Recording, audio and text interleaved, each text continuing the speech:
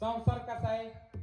दुःखमूळ आहे. किती वयाच्या 12व्या वर्षी उपजत ज्ञानी ज्ञानोबा माऊली जन्माला उपजत ज्ञानी म्हणजे जन्माला आल्यापासून ज्ञानी, पण असे ज्ञानोबा माऊली वर सुद्धा संस्कार घडवण्यासाठी आई वडिलांचं महत्व आहे.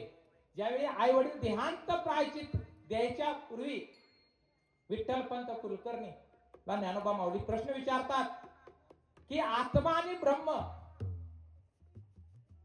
यातला फरक सांगा.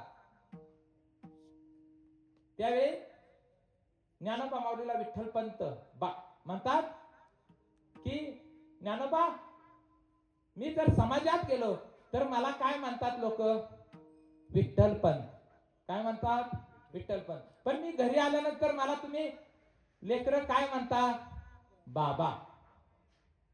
काय म्हणता? बाबा म्हणता. मग मला सांगा, तुम्ही बाबा म्हणता जन समाज, तसा आत्मा आणि ब्रह्म, आत्मा हा देहात आहे, प्रत्येकाच्या देहामध्ये आत्मा आहे. ज्ञानदेवा